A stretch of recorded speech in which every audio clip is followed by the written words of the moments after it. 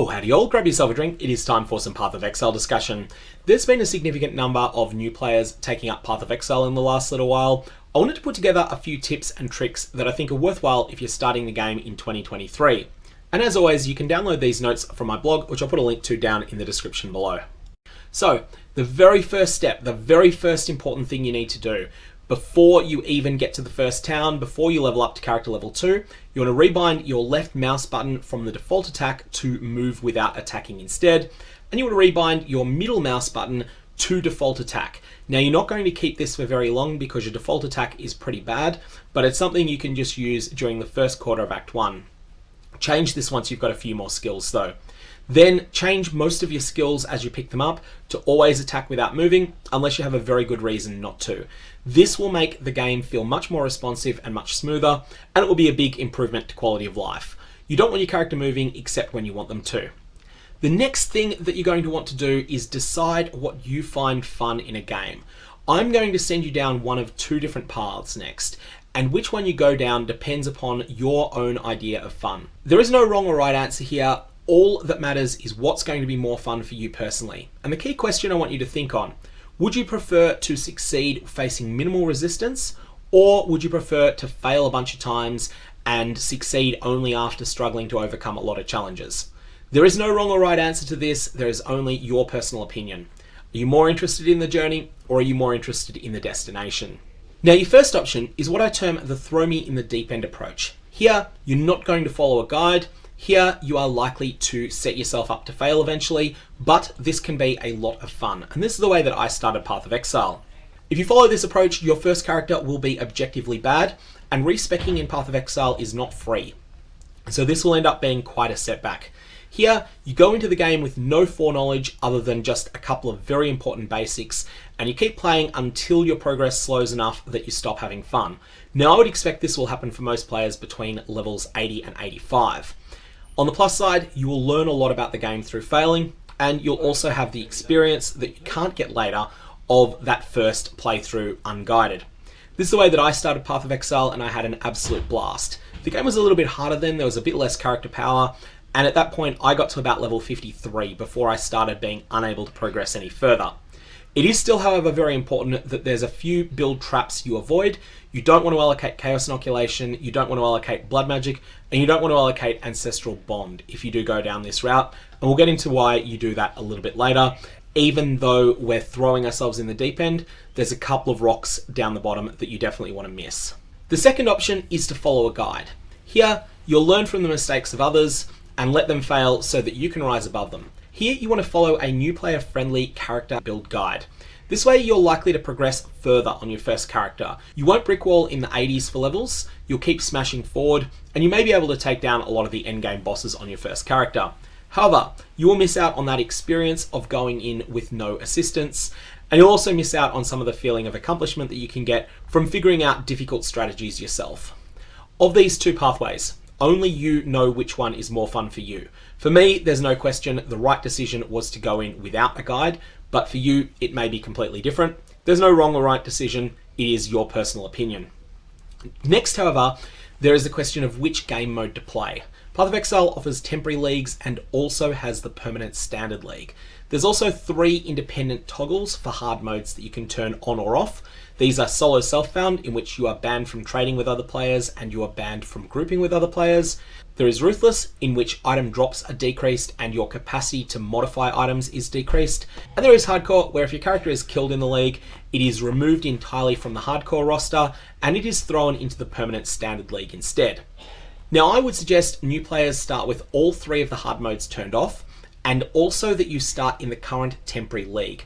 Hard modes are a great option for some players. Some players will have a lot more fun with one or more of them turned on, and once you reach level 90 in the base game, you will know if that is likely to be you or not, and you'll be able to make an informed decision. But to start with, I would say turn off all of the hard modes. In the temporary leagues, however, the economy is more new player friendly. You will not be competing with a literal decade of accumulated wealth from other players. So there will be things that drop for you that veteran players will want, and that will facilitate easier trading with those veteran players. Additionally, veteran players generally prefer to play in the temporary leagues, and that means that there's more of them there. So all this means that it is easier to secure trades if you are playing in the temporary leagues than it is in the permanent standard league. Now once the league ends, your characters from that league will remain forever playable over in standard. If you love those characters, you can play them again. If you don't, you can leave those characters behind and join me in whatever the next league happens to be. So let's talk quickly about character build basics. Firstly, versatility versus focus. Should you set up a character with 6 different skills so that you can deal with a lot of different situations, or should you instead put much more emphasis on one of those skills and basically ignore the rest of them? The answer in Path of Exile is that you should default to going all in on one skill. Other skills are chosen not to provide additional versatility, but instead to make your main skill perform better. For example, there is a skill called Wave of Conviction that deals reasonable damage in a spread in front of you, and that can also increase the susceptibility to enemies that are hit by it to fire damage or to lightning damage, depending on your preferences. But if your primary skill is Fireball, you may want to use Wave of Conviction, not because Wave of Conviction hits a different section of the screen than Fireball does, but because Wave of Conviction can apply this fired resistance debuff to enemies that will then cause your main skill, your Fireball, to do even more damage to them. In short, you are primarily a Fireball mage in this situation, but you're a Fireball mage who uses Wave of Conviction to make their Fireball better, not a Fireball mage who uses Wave of Conviction for particular scenarios. Your other skills beyond this will include but not be limited to auras, heralds, movement skills, defensive skills like guards, and various support skills like Blood Rage. The next thing in character builds we want to talk about is the various Keystone nodes on the passive tree. These are the largest nodes on the passive tree, and they have this 8-pointed star motif that you can see here on Chaos Inoculation. And broadly speaking, what these do is they have an upside and a downside. The downside is often huge, and these downsides can be build crippling for a lot of players. As a general rule of thumb, don't take a Keystone unless you have researched extensively into it. These are quite strong, at least Ancestral Bond and Chaos Inoculation are quite strong, but they have huge drawbacks and they will make the vast majority of builds worse. But on the builds that they make better, they make them a lot better. Blood Magic, on the other hand, is just complete trash and no one should use it. So the drawbacks matter more than the upsides do on these Keystones, and you want to just make certain that the drawback is not going to destroy your build before you even consider taking them. And if you don't know what you're doing, I would just say default to not using them at all. The next thing we want to talk about when it comes to character builds is the Lord's Labyrinth. This is a dungeon that you could miss on a casual playthrough of the game, and it grants you an enormous power boost. Each time that you do a labyrinth for the first time, it's in line with getting about 6 level ups, the amount of power that you get. Now the first labyrinth is monster level 33, which means it's something you can tackle about character level 33. The second one is 55, then 68, then 75. There is also a level 83 labyrinth, but it's not really important and most players don't bother with it. Now a couple of things that can help you with the labyrinth. If you die in the labyrinth, you are kicked out of that labyrinth. You can start again, but you have to restart from the very beginning of the labyrinth. Regeneration from Stone Golem and Vitality will help a lot with the trap gauntlets that are present in the labyrinth, and you may even decide that you want to use both of those. There's a few other things as well. You might want to have a flask that prevents bleed. If you fail in the labyrinth, that is completely fine. You can build up some power, return stronger, and get revenge.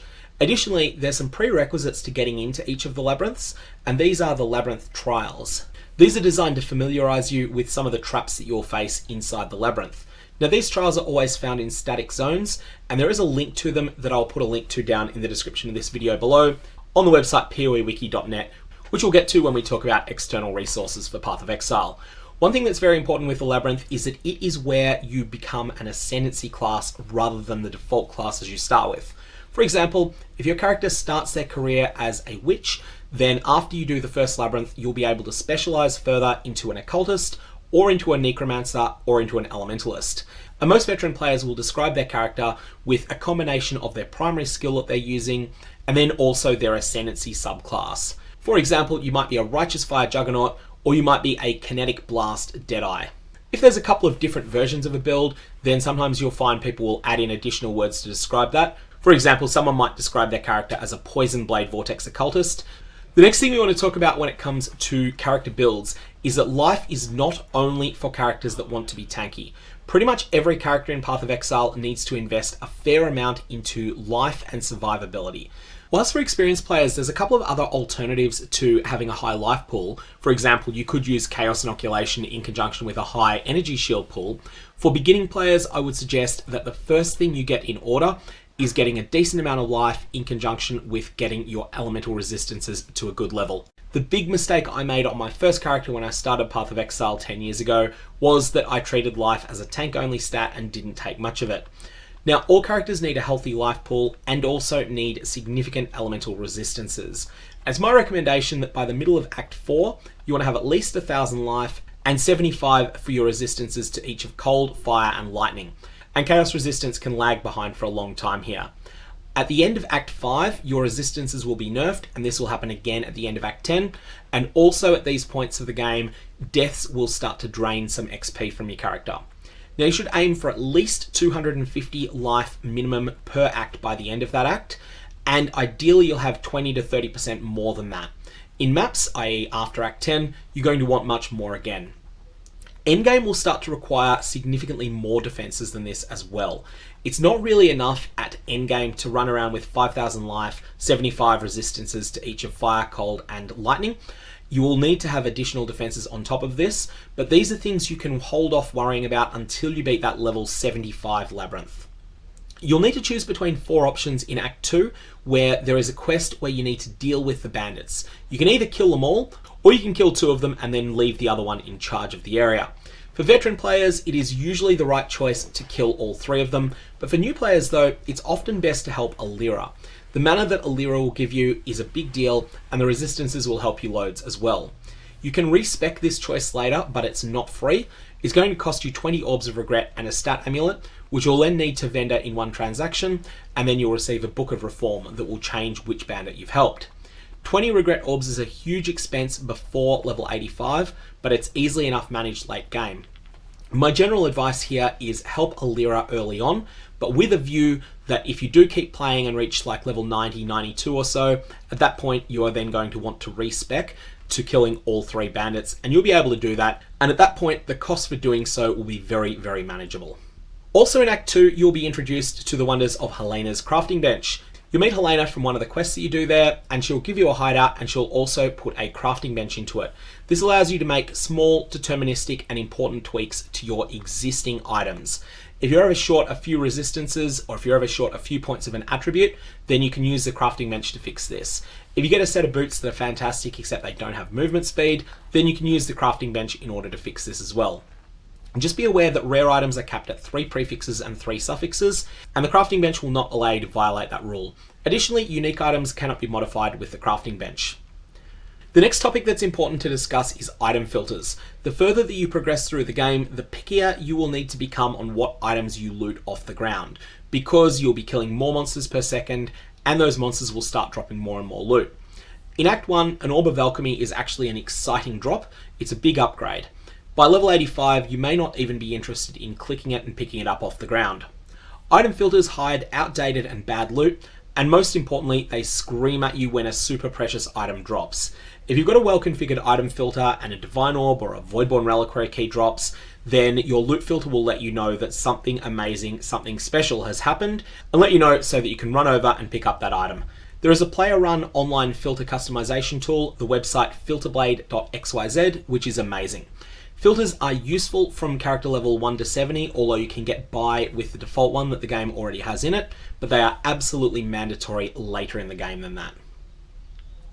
And related to the question of loot filters is the question of what should you hoard? What items are there that are so precious that you would feel terrible if you wasted them early on? Now there are 3 items that can drop during the acts that you will sincerely regret if you waste them. These are the Divine Orb, the Voidborn Reliquary Key, and the Mirror of Kalandra. None of these are remotely common. You'll get the Divine Orb about once on average per 5 times that you run through the storyline in my experience. Voidborn Reliquary Key is rarer again, and Mirrors of Kalandra are so rare that I have never seen one drop. As for other things, there's a bunch of semi-precious crafting orbs like the Exalted Orb. These are also pretty rare, and they're not so precious that you'll feel terrible if you waste one, because if you want to get an Exalted Orb later in the game, if you've got a level 85 character, all it's going to take is spending about 20 minutes of play farming pretty inefficiently, and you'll be able to trade for an Exalted Orb. So with that in mind, whilst the currency that does drop for you during the campaign may add up to some modest value, and probably the best use for it is actually going to be to trade for other items, you don't need to feel terrible about using it. Just remember that the Divine Orbs, the Void Keys, and the Mirrors are the ones that you definitely want to hold on to and definitely do not want to use. So I mentioned online resources earlier. The first and probably most important of the online resources to discuss is poewiki.net. This is a wiki that is run by passionate players and that is usually pretty close to up to date. There is also a horribly outdated wiki run by fandom that is something that will come top in most search engine searches for Path of Exile related terms. This one is a site you should probably skip over when it shows up. If you want a plain English explanation of mechanics, you should search on the new wiki, so poewiki.net. Go to that site first and then just type in the specific term you're looking for information on, and that'll be the best source for a plain English explanation of mechanics. If you already know how something works and you just want to see a reference table for it, then you can consult the data mining website poedb.com, or you can go to craftofexile.com if it's something related to crafting, but these two sites are very veteran player oriented. These are not sites that are easy to understand, but once you've found your feet, they're really useful resources. One thing that's very important, never, ever, ever, ever trust information found on gold selling cheat sites. These sites do one of two things for their information. Either they flagrantly plagiarize it from legitimate sources, or they intentionally post bad information.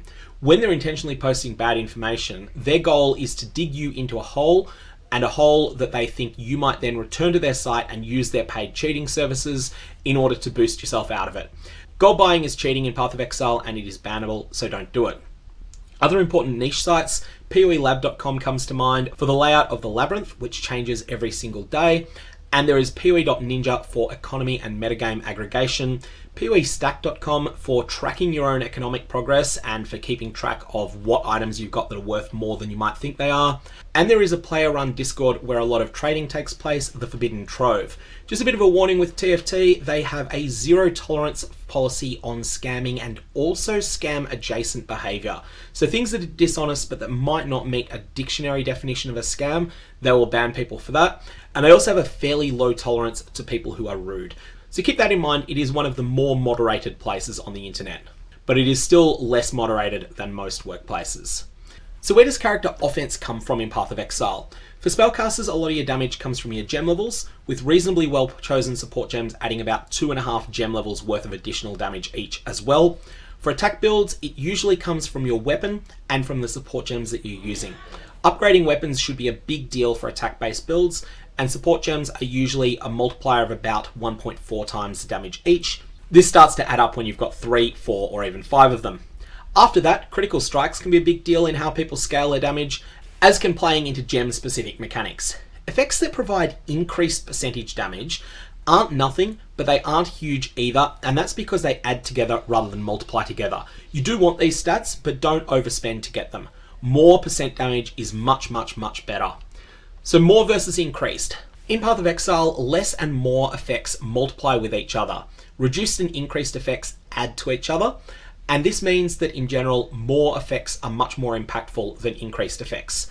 For example, if you have 6 effects that each grant 200% more damage, then these will all multiply together. Each one of them individually triples the damage, and so they will end up tripling it 6 times, which is equivalent to multiplying it by 729.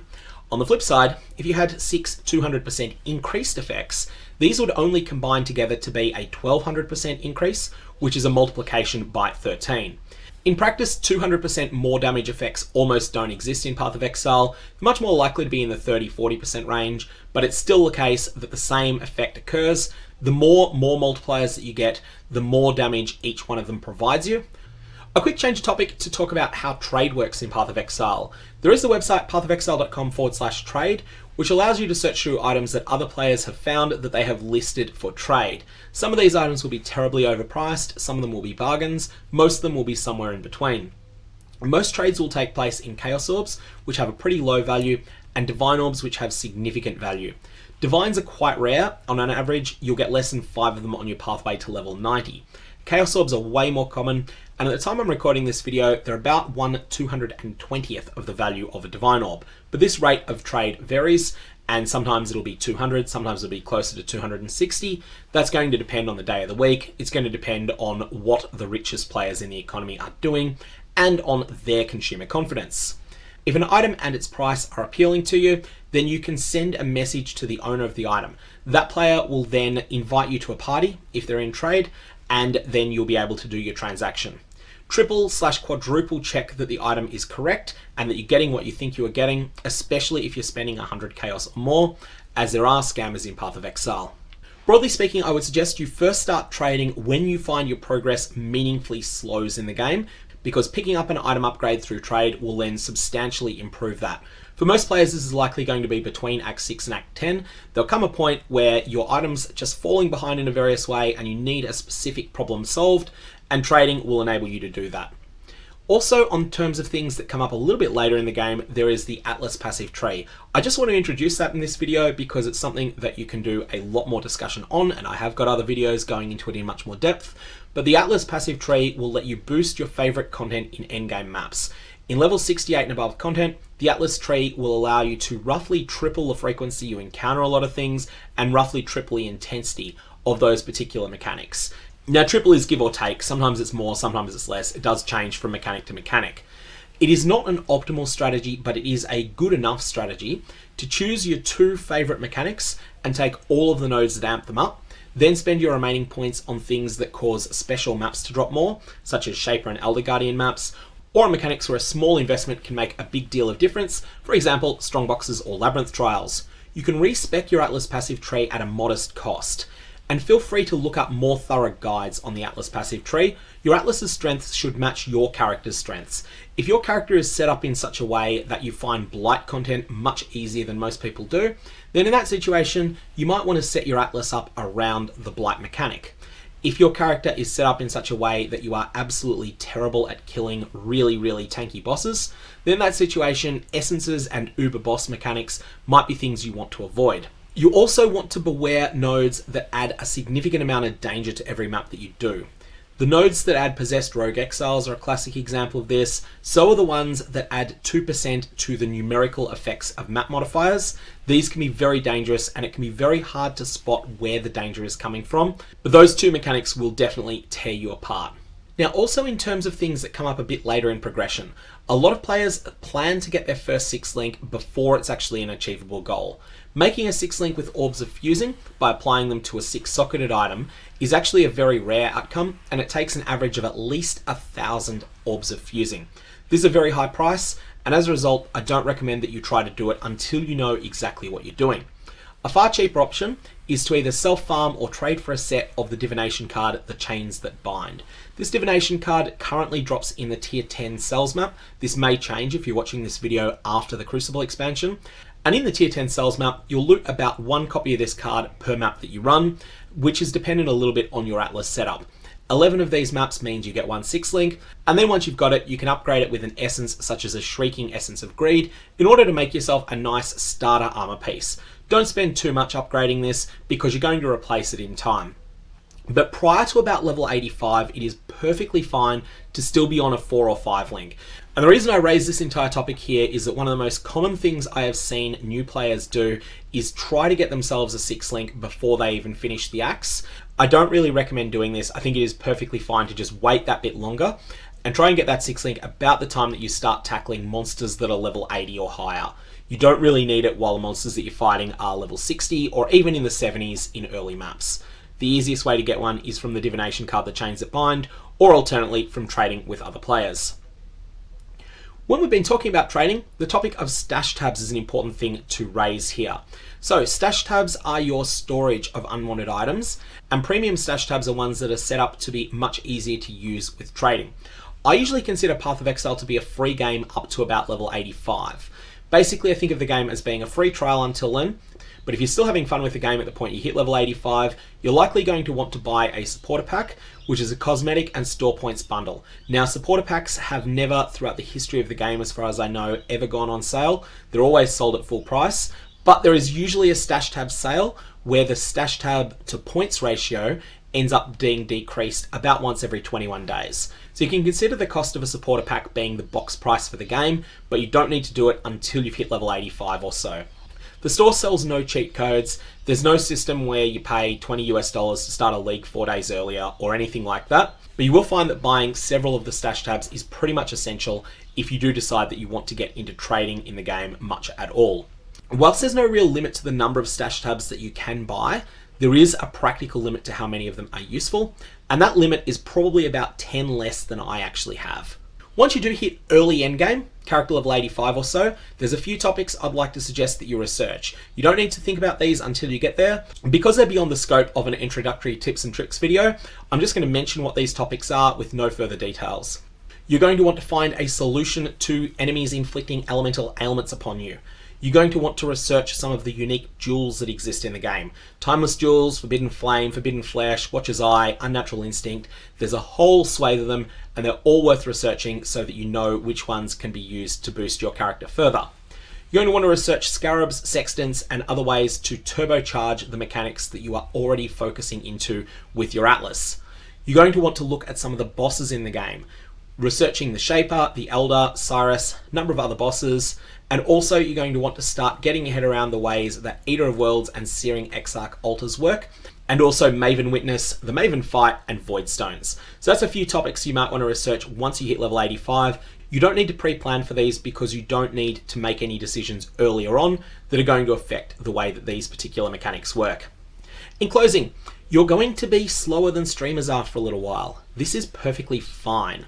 Deaths are going to happen. Learn from them, but most importantly, laugh at them. Have fun, and remember, it is okay to fail content. When the boss of the Black Star was added to the game in patch 3.17, I went into it still at reasonably low level for that fight, and was determined I was just going to figure out how to beat this boss myself without any tips or tricks, without consulting with other players. I failed that fight 7 or 8 times. I had an absolute blast for that time, and in fact I think I had more fun failing the Black Star multiple times trying to learn the mechanics of that fight than I did the moment that I got my lucky Mage Blood in that league. Definitely keep in mind that failing encounters can be lots of fun, but of course if you do find you're failing too much and you're not having fun, then look up a guide to that boss, look up some information on whatever it is that you're struggling with. That's all I got on this. May your Varlobs have interesting results, and I will see you around.